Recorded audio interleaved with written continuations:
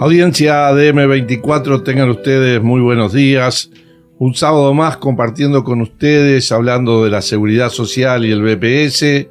Bueno, con la alegría de haber cerrado hace una semana el 27 Congreso de nuestro NASPU y dedicando prácticamente todo nuestro espacio a lo que fue esa actividad tan importante, tan de prestigio para la Organización Nacional de Jubilados, tan representativa, y en esta mañana nos acompañan, se suma este sábado, y es un gusto darle los buenos días a nuestra compañera de la representación de jubilados y pensionistas, Claudia Soba. Buen día, Claudia. Hola, buenos días para todos, un gusto de estar acá.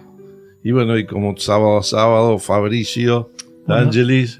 Buenos días, Ariel, compañeros, y bueno, un gusto estar nuevamente un sábado más con todos. Bueno, y Gabriel. ¿Cómo andás, Ariel? Buen sábado para todos, un gusto estar de vuelta acompañándolos desde el estudio, otra vez de M24. Sí, y hace unas horas o un par de días cuando estábamos pensando, bueno, el sábado, ¿qué hacemos? Está claro, hay declaraciones, resoluciones que se transformaron en elementos, instrumentos de trabajo después del Congreso y que definen además cuál es la estrategia, el camino y cuáles son las cuestiones programáticas y reivindicativas que tiene UNASPU para un nuevo periodo que empieza, bueno, después de haber transcurrido ese 27 Congreso. Pero también hay noticias, hay a veces hasta sorpresivas, porque cuántas veces decíamos nosotros de las críticas a lo que fue la comisión de expertos, cómo se desarrolló el diálogo y que no estábamos de acuerdo ni por la forma, porque no fue un verdadero diálogo, y además tampoco por el contenido, porque había mucho de improvisación, mucho de no tener en cuenta los análisis, las propuestas, las críticas que también distintos actores sociales, nosotros, representantes de jubilados y pensionistas, lo hizo también la delegación del PICNT, los directores sociales cuando estuvimos como parte del directorio en el Parlamento, tanto en diputados como el Senado, hubieron expertos, gente que trabaja permanentemente como SINVE en la investigación, en el análisis, en las proyecciones de los temas de seguridad social, y escuchábamos que nadie iba a perder, que todos íbamos a ganar, que no era cierto que habían sectores de trabajadores hoy activos que el día que se fueran a jubilar iban a cobrar menos de lo que estaban cobrando hoy, si se hubiesen jubilado con la ley vigente. Y bueno, pero eso que nos decían que no, hace unas semanas estábamos hablando con Gabriel y con Fabricio de que habían hecho alguna modificación que, bueno, eso de que hasta el 30 de noviembre hay tiempo para inscribirse, que te hagan la simulación si tenés en 40 y 49 años, se modificaban algunas condiciones. Pero ahora aparecen otras nuevas. Todas ellas, habiendo solo transcurrido casi 6 meses de que se entró en vigencia la ley, y todas ellas antes de que sea puesta en práctica los artículos que contienen estos cambios. Y uno en particular que, bueno, va en contra del artículo 8, si se quiere, de la Constitución de la República, que dice todos iguales ante la ley, cuando en las actividades bonificadas encontramos sectores de actividad, sean público o privado, que tienen exoneración de aportes patronales, pero ahí la diferencia esa que tienen cómo financian, cómo contribuyen a la seguridad social las empresas, el perjuicio lo van a poder sufrir lamentablemente algunos trabajadores.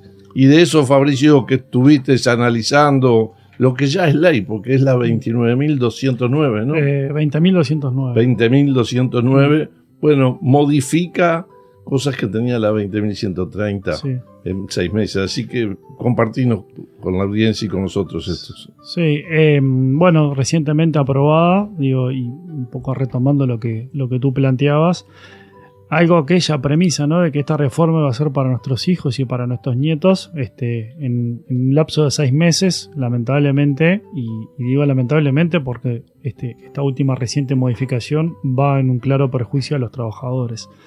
Concretamente, bueno, lo que se modifica es aquellas actividades bonificadas. Recordamos a la audiencia, bonificadas es por, digamos, por el tipo de riesgo que implica para la salud de los trabajadores. Y ahí podemos hablar radiólogos, riesgo o desgaste, ¿no? Como puede ser, por ejemplo, la enseñanza. Porque no es solo físico, puede ser psíquico, como en el caso de la enseñanza. Exactamente. Bueno, ahí la ley bonifica tanto en edad como en servicios, y bueno, les permite acceder a la causal jubilatoria de manera anticipada de lo que es el normal de la población. Justamente por eso, por el desgaste físico y psíquico que las personas tienen. Y bueno, concretamente se modifica para aquellas, en el régimen de ahorro individual, para aquellas actividades que tienen, exoneración de aportes patronales. Se les va a respetar algo que entraba en vigencia a partir del 1 de diciembre. Se prorroga, por decirlo de alguna manera, la entrada el respeto de la bonificación en edad y en servicios para aquellas personas que mantienen el régimen jubilatorio anterior, es decir, que configuran causal al 31 de diciembre del 2032. A ese grupo de personas se le va a respetar la bonificación tanto en edad como de servicios hasta el 31 de diciembre del 32.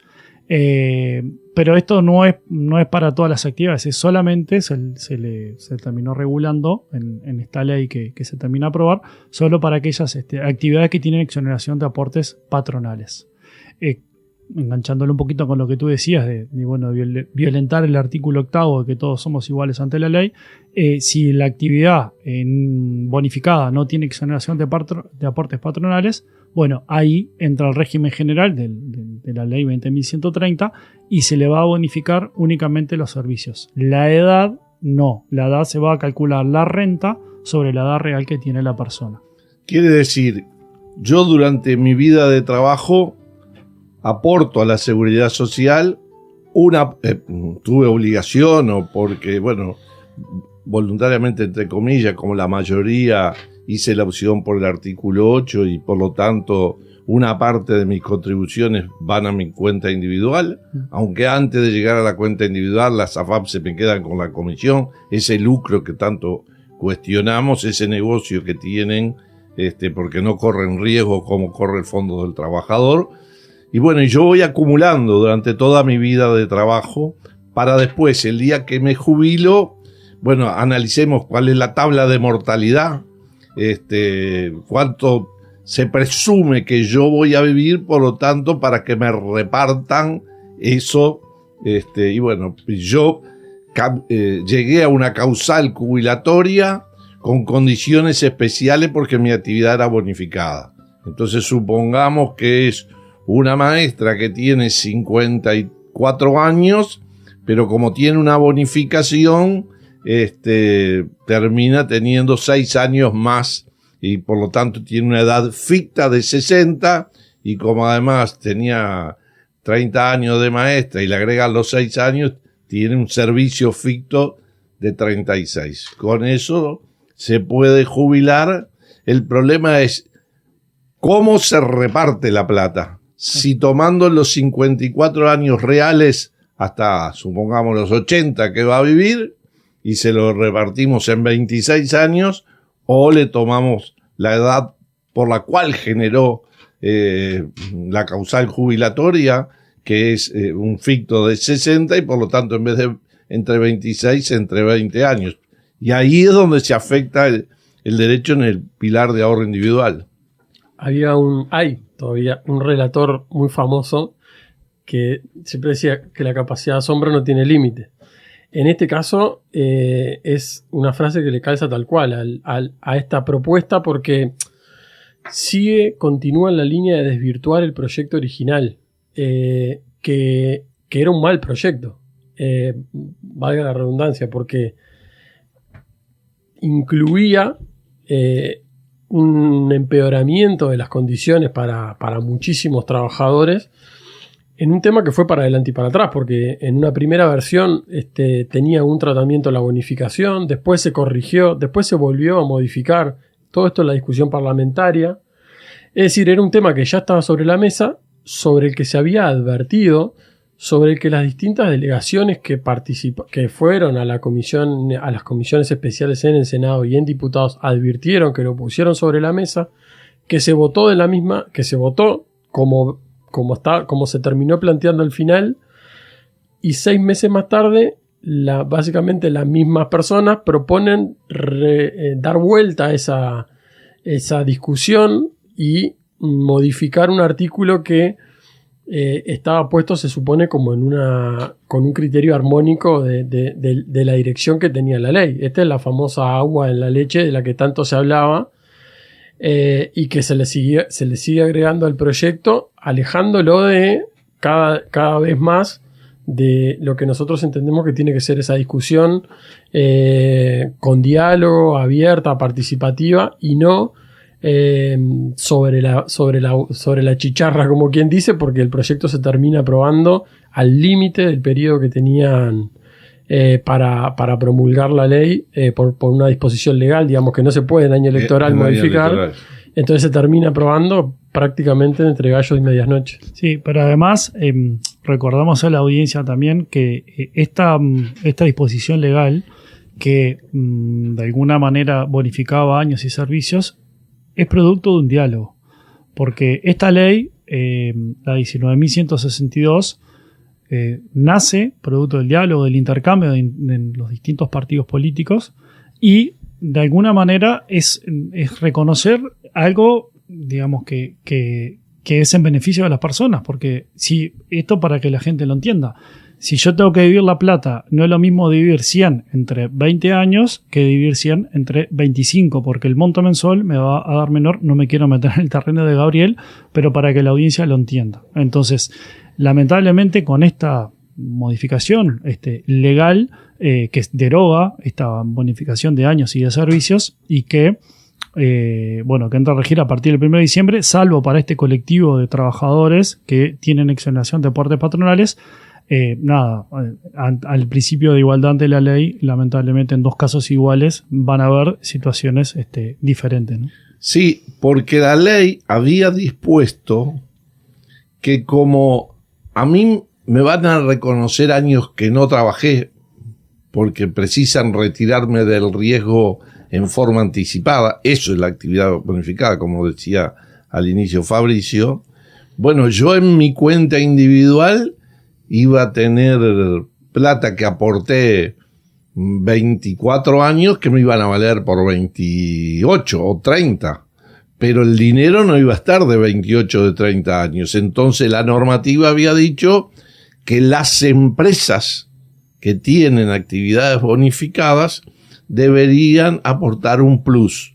Que ese plus era en el monto en relación a la bonificación que se tiene, porque, por ejemplo, una maestra rural cada 2 años tiene uno más de trabajo y de edad, se le agrega, pero si es una escuela en una ciudad, una escuela común, normal, tiene 3 por 4, es decir, trabaja 3, le valen por 4, y así seguimos en todos los niveles de la educación. ¿Cuál es el problema? Que cuestionaron las empresas hace muchos años, que tenían bonificación y no hacían aportes patronales, y el Tribunal del Contencioso Administrativo entendió que ese plus también era parte de las contribuciones de la Seguridad Social y por lo tanto no deberían pagar. Entonces, los trabajadores tienen menos capital en su cuenta al no haber ese plus, y acá el tema. Quien aporta porque no está exonerado y trabaja en la escuela pública, y la escuela pública no tiene exoneración, le tomamos la edad real. Ahora, el sector empresario que es de la educación privada y está exonerado de aporte patronal, no aporta el plus, el trabajador se ve afectado, a ese sí le vamos a tomar la edad ficta. Entonces, es un cambio, además, que en el BPS, el miércoles pasado, en el directorio, comentábamos y los servicios informaban, en definitiva, que es la tercera vez que empezamos a hacer el nuevo simulador que deberíamos estar usando en diciembre, para ver si los cuarentones, aquellos que se registraron, el plazo es el 30 de noviembre, que tienen plazo, para que le hagan una simulación, a ver qué me conviene más, quedarme en el sistema mixto o volver para el sistema privado, porque tengo entre 40 y 49 años. Eso también en la ley 19.162 que hablaba Fabricio, pero que desapareció de alguna forma en la 20.130 el 1 de diciembre. Pero ese colectivo lo puede hacer. Después hubo una reforma que modificó las condiciones y entonces a los mayores de 45, bueno, ahí se empieza a hacer un nuevo simulador, se empieza a construir porque había una variable y ahora resulta que antes de estar aprobado el nuevo simulador, resulta que hay otra variable para el pilar de capitalización y entonces eso muestra la improvisación, las críticas que no solo hacemos ahora, sino habíamos hecho de alguna forma desde el primer día que funcionaba la comisión de expertos y reafirma de las cosas que venimos hablando de hace tiempo, que aprobó el 27º Congreso de la UNASPU, que debemos seguir construyendo propuestas para que, pasado el año electoral, instalado un nuevo gobierno, bueno, tenga la voluntad de hacer un llamado al diálogo, a la participación y donde actores sociales, políticos, la academia, las organizaciones internacionales que hacen a la seguridad social, como la OIT y el CEPAL, y como ya ha pasado en décadas anteriores en nuestro país, pueda construir una verdadera reforma integral del modelo de seguridad social. Sin duda, es uno de los grandes puntos que hoy creo que necesita ya el país, en parte, como decíamos siempre, para solucionar muchos de los problemas que se generan con esta reforma de la ley 20.130 que se aprobó, y en parte porque hay muchísimos temas a futuro que no son tratados en la ley y que necesariamente tienen que estar sobre la mesa porque hacen a la visión de futuro y a la visión integral de una reforma de la seguridad social. Ariel hablaba del financiamiento, por ejemplo, hace unos minutos, y es sin duda uno de los aspectos que se tienen que considerar, que no solo no se discutió en la comisión, no se discutió parlamentariamente tampoco, se dejaron de lado y podríamos hablar de muchos otros temas. Entonces, en la medida en que se va consolidando este modelo que parece no tener demasiado rumbo porque se le van introduciendo modificaciones cada pocos meses, me parece que se empieza a hacer más necesaria la idea de instalar un diálogo que reforme de manera integral la seguridad social. A ver, sin duda que esto, bueno, le genera dudas, interrogantes a nuestra audiencia y siempre tenemos instrumentos para que se comunique. No solo yendo a la oficina, que allá en el 5º piso está de puertas abiertas para cualquier ciudadano, sea jubilado, sea activo, sea empresario, sea empleado, sino que también tenemos otras formas, Claudia, de comunicarnos, ¿verdad? Sí, pueden mandarnos mensajes por WhatsApp al 099-215-270. Pueden llamarnos también a la oficina al 2400-0151, interno 2910, y ahí vamos a recibir su consulta, estudiarla y darles respuesta. Bueno, Fabricio, ¿algo más para agregar sobre esto? Sí, mucho. Siempre sí. Nunca alcanza el tiempo.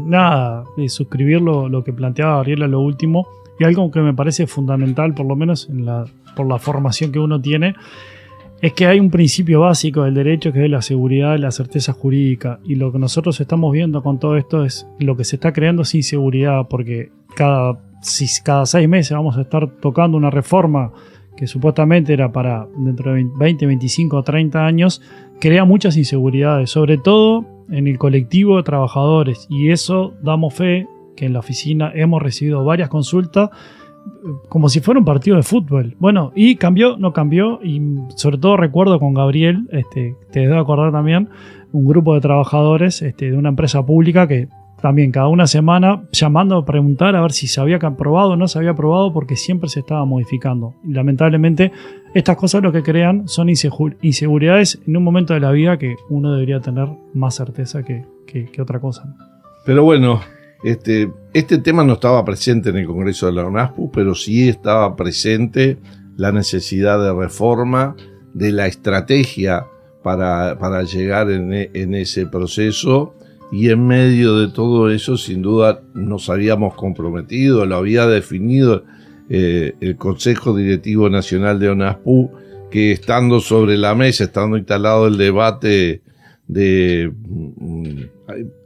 una acción de democracia directa como es la reforma constitucional a través del plebiscito, estuvo también analizado, estuvo en la propia Comisión en Seguridad Social, en otras comisiones, pero creo que en un plenario muy participativo se tomó una resolución que además se tomó por consenso, porque fue unánime el apoyo a la declaración. Y bueno, pediríamos a Claudia que nos leyera la posición que asumió ONASPU y la fundamentación, porque creo que tienen un muy profundo contenido también, no es solo qué vamos a hacer o cómo vamos a proceder sobre el tema del plebiscito.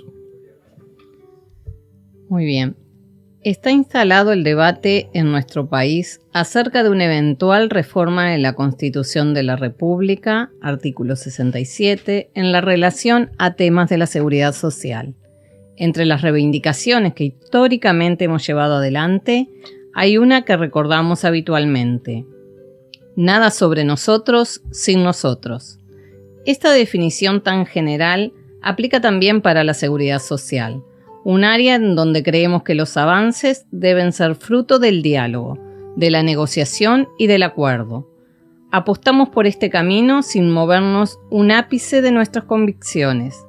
Es histórico, pero con absoluta vigencia, nuestro reclamo de una seguridad social sin fines de lucro, un sistema alejado del mal diseño que hoy tiene a las AFAPs como falso paradigma de la eficiencia. También es histórica nuestra propuesta de avanzar en una mayor redistribución de la riqueza, con políticas diferenciales para los que menos tienen. Producto de sucesivas luchas, se logró un ciclo histórico de crecimiento extraordinario, no solo de las pasividades en general, sino de las mínimas en particular. Seguiremos apostando a un sistema que incluya materia de seguridad social y donde al momento de jubilarse y tener una vejez digna no sea algo a la que solo puedan aspirar una minoría. Por todo esto, apostaremos insistentemente por el diálogo social, con el mecanismo que entendemos es el más eficaz para solidificar nuestras conquistas. Es el camino que hemos venido transitando a lo largo de todos los años de existencia de la ONASPU. Apostaremos siempre por el análisis, la generación de propuestas, el debate y el acuerdo como mecanismos de construcción. Consideramos que existan diversas opiniones sobre la oportunidad y el valor estratégico en la recolección de firmas, pero que existe acuerdo sobre los temas centrales. Como ONASPU, promoveremos la más amplia libertad de acción para las asociaciones con referencia al plebiscito y reafirmamos una vez más un principio vital que es la de promover y defender la unidad en la diversidad de opiniones. Al mismo tiempo, nuestra organización continuará abocada a la construcción de propuestas de reformas que permitan seguir avanzando a toda la sociedad en materia de seguridad social. Reiteramos nuestra posición en contra de la Ley 20.130 de reforma de jubilatoria y al sistema de las AFAP. Muy bien. después de este mensaje con tantos temas importantes y tanto para desgranar, nos vamos a una pausa y volvemos en un momento por M24. Estás escuchando Caminante en M24. Nuevamente estamos con ustedes y recuerden, nos pueden escuchar en M24 acá al sur de nuestro país, en 102.5 FM en el este para Maldonado, para el oeste en Claridad FM en Colonia, o en internet en m24.com.uy. Y reiteramos, como Claudia hoy nos decía, el WhatsApp que nuestra oficina tiene a disposición de todo el ciudadano que crea que nuestra representación puede encontrar respuesta a una duda, a una consulta. Con mucho gusto, el 099-215-270 está las 24 horas a disposición. Recuerden, pero solo nos pueden grabar o pueden escribirnos un WhatsApp. No se reciben llamadas y no se reciben mensajes que no sean de WhatsApp. Muy bien, seguimos compartiendo temas que tienen también que ver con lo que sucedió en el Congreso de ONASPU la semana pasada, el 9 y 10 de noviembre, porque además de esta resolución que compartimos con ustedes antes de la tanda, que refería a la posición de la organización con respecto al plebiscito que está propuesto sobre la seguridad social, como parte del trabajo que lo vinimos comentando la semana pasada del Congreso, de trabajo en comisiones, de intercambio de propuestas y de síntesis, bueno, también el Congreso de ONASPU finaliza, como siempre, con una declaración final en donde de alguna forma toda esa discusión en torno a distintos temas que hacen a la seguridad social, pero bueno, que son en general también de interés para todos los jubilados y pensionistas, esa posición se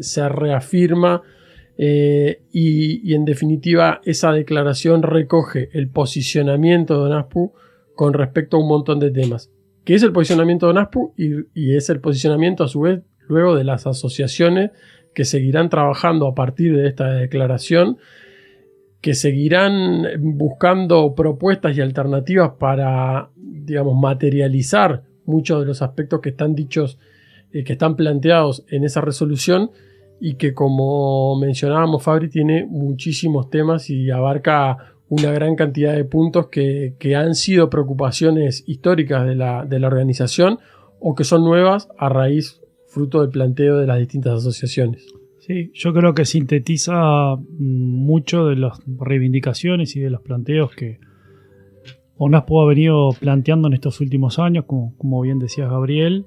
Creo que también recoge todos los insumos que se fueron planteando en los distintos regionales de forma previa a la celebración del Congreso, y creo que de alguna manera sintetiza o resume.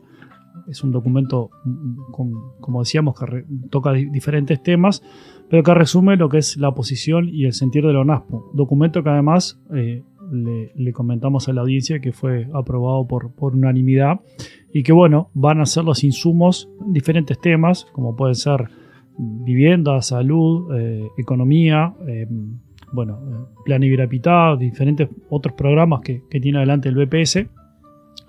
Y que de alguna manera, bueno, va a ser la posición y la postura que va a tomar ONASPU, también un poco con lo que decía Ariel, cuando se instale el nuevo gobierno a partir de 2025. Y bueno, la ONASPU ya va a tener no solo la postura, sino va a tener propuestas. Y bueno, creo que un poco de eso es lo que habla el documento, ¿no? Bueno, te propongo, Claudia, que nos comiences a leer parte de la declaración. Está claro que no se acaba en este programa, seguiremos en los próximos programas porque, como decíamos, este es un material de trabajo que tiene mucha sustancia, que tiene mucho rigor técnico, que además tiene la virtud de haber recogido las distintas visiones, las distintas posiciones, porque también, al igual que la declaración sobre el plebiscito, dejando a cada asociación en libertad de acción, en la declaración final del Congreso se aprobó por unanimidad de las 89 asociaciones presentes, y eso tiene un valor sustantivo para nosotros. Así que adelante con la declaración del 27 Congreso. La misma expresa, como en todos y cada uno de los congresos celebrados desde su fundación, una síntesis unitaria en la diversidad de opiniones, teniendo siempre como objetivo la defensa de los intereses de todos los jubilados y pensionistas de BPS. En este sentido, reafirmamos nuestro derecho, como integrantes de la sociedad en que vivimos, a la seguridad económica, al acceso a la salud y a los cuidados, a la recreación y el esparcimiento. En definitiva, nuestro derecho a una vida digna conforme lo indica la Convención Internacional sobre la Protección de los Derechos de las Personas Mayores. Bueno, este primer párrafo me parece que sintetiza lo básico, ¿no? Que es el reconocimiento de derechos fundamentales. No estamos hablando de nada específico, sino que estamos hablando de aspectos que son ineludibles y que no pueden, que tienen que ser un piso, digamos, para cualquier jubilado, ¿no? Tener acceso a la seguridad económica, es decir, a tener ingresos suficientes para desarrollar una vida digna, en tanto son necesarios para ese desarrollo, a poder acceder a la salud, a los cuidados. Son aspectos que me parece que son fundamentales, pero que vale la pena siempre recordar. Ustedes recordarán que hace poco, cuando se celebró el Día Internacional de las Personas, de los Adultos Mayores, el eslogan elegido por las Naciones Unidas justamente era cumplir con la Declaratoria Universal de los Derechos Humanos. Bueno, me parece que esta parte va un poco en ese sentido, de reafirmar que hay aspectos básicos que tienen que ser una plataforma para seguir mejorando. Sí, y de inmediato comienza a analizar, qué pasa con la seguridad económica, con una de las condiciones básicas para el cumplimiento de esos derechos humanos. Nuestra seguridad económica continúa amenazada. Durante el periodo 2004-2018 se produjo un inédito e interrumpido periodo de crecimiento de las pasividades por encima del costo de vida. Este proceso revalorizó nuestras jubilaciones y pensiones y tuvo incidencia directa en la mejora de la calidad de vida de miles y miles de jubilados. Los aumentos generales fueron acompañados de una política específica para las jubilaciones y pensiones mínimas, lo que les permitió triplicar su valor. Sin embargo, este proceso comenzó a revertirse en los últimos tiempos.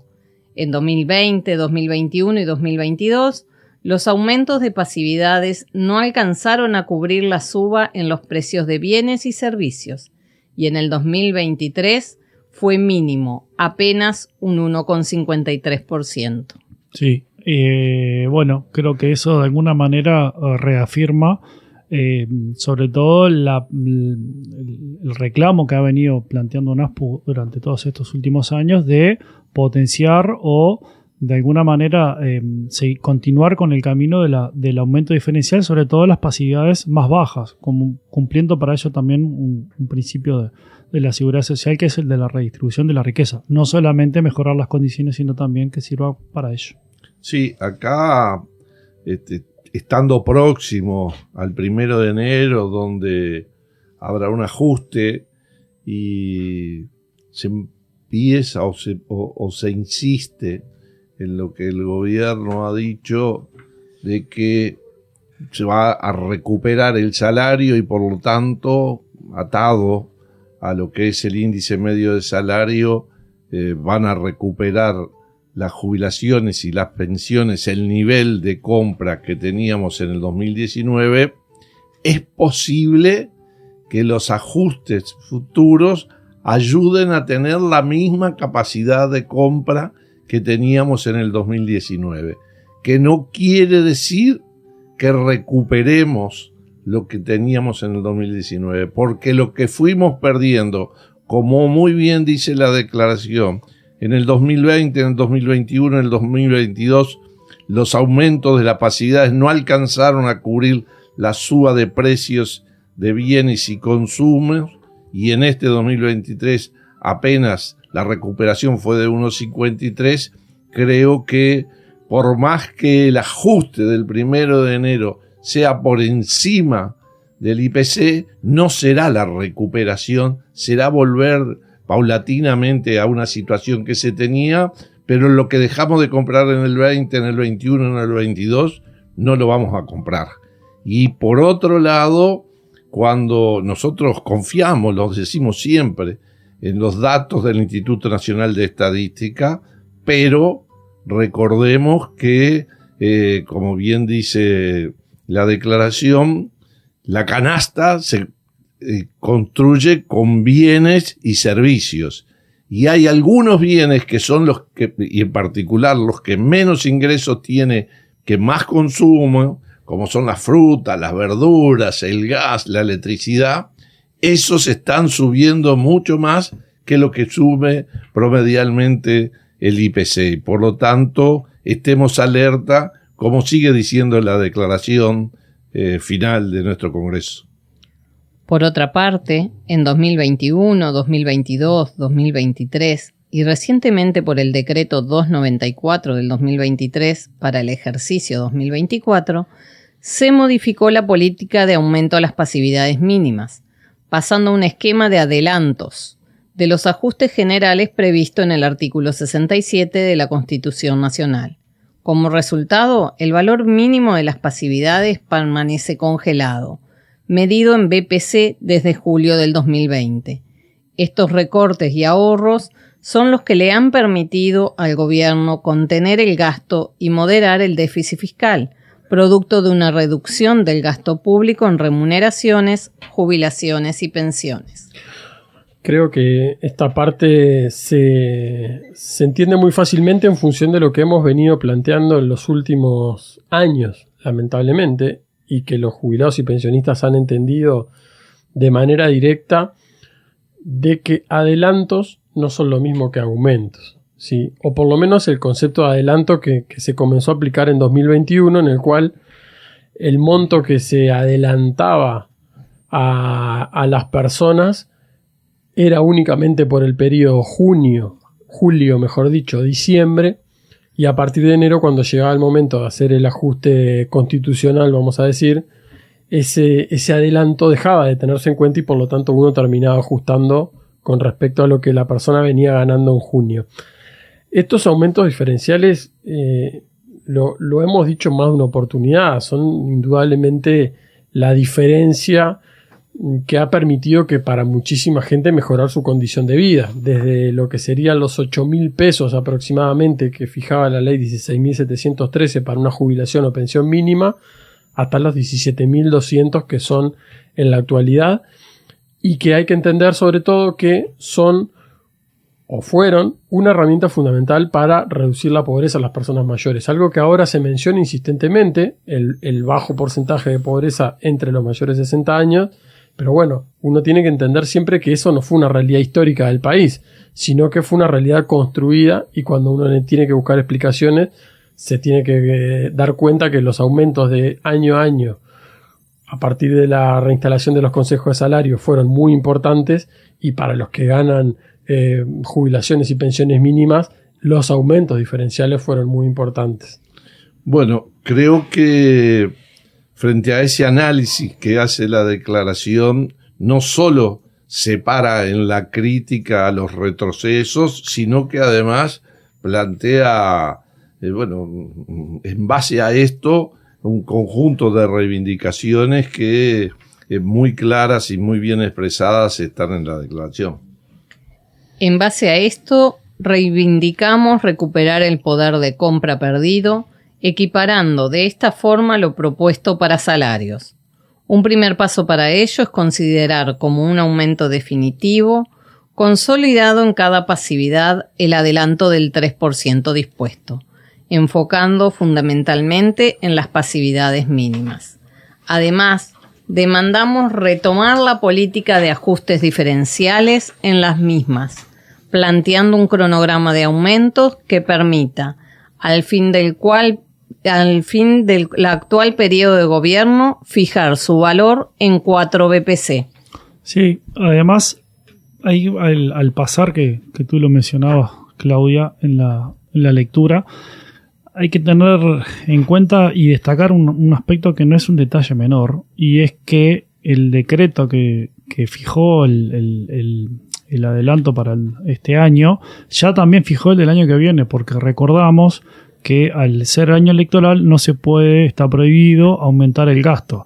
Esto va a impactar o va a implicar que el julio del año que viene, digamos, esta reivindicación que plantea UNASPU en los últimos años de que sea un aumento y no un adelanto que explicaba Gabriel, ya se sabe que en julio del 2024 va a ser un adelanto y no un aumento. Por tanto, el nuevo gobierno o el gobierno que se instale, si quiere retomar la política esa de que se tome como un aumento y no como un adelanto, recién va a haber que esperar hasta el 2025. Sí, y si uno mira los decretos de todo ese periodo que va del 2007 al 2019, siempre los decretos de julio, respetando las normas, le llamaron adelanto.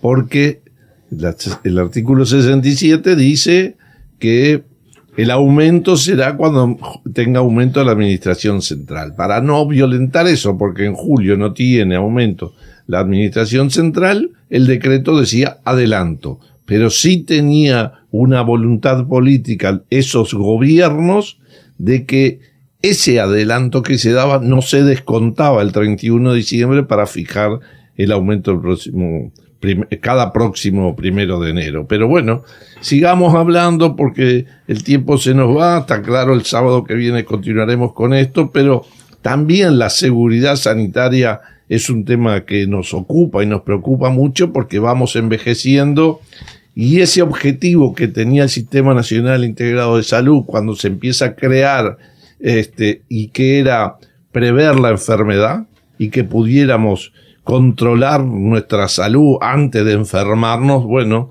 de eso nos preocupa por los costos que tiene, y también UNASPU tiene opinión y la expresó en su declaración final. En cuanto al principio de seguridad sanitaria, es mucho lo que resta por hacer. En base al esfuerzo y la constancia de nuestra representación en el reclamo, hemos logrado reactivar el programa Operación Milagro, aunque sin la fluidez con la que funcionaba hasta la llegada de la pandemia del COVID-19.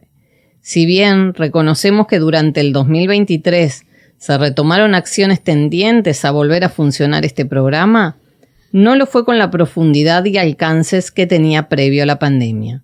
Por ello, es necesario que las asociaciones de jubilados y pensionistas vuelvan a ser el corazón de las pesquisas oftalmológicas, lideradas por las brigadas de médicos cubanos, tanto para los usuarios de ACE como del sistema privado. Por otro lado, es necesario profundizar la gran herramienta que implica la creación del Sistema Nacional Integrado de Salud en el 2007. No alcanza solo con la incorporación de nuestro colectivo, sino que hace falta una guía rectora que asegure el acceso a la salud como un derecho y no como un privilegio. En este sentido, los jubilados y pensionistas enfrentamos barreras económicas para cubrir los costos de órdenes, estudios y medicamentos, al encontrarnos en dificultades para el real y efectivo acceso a la atención médica.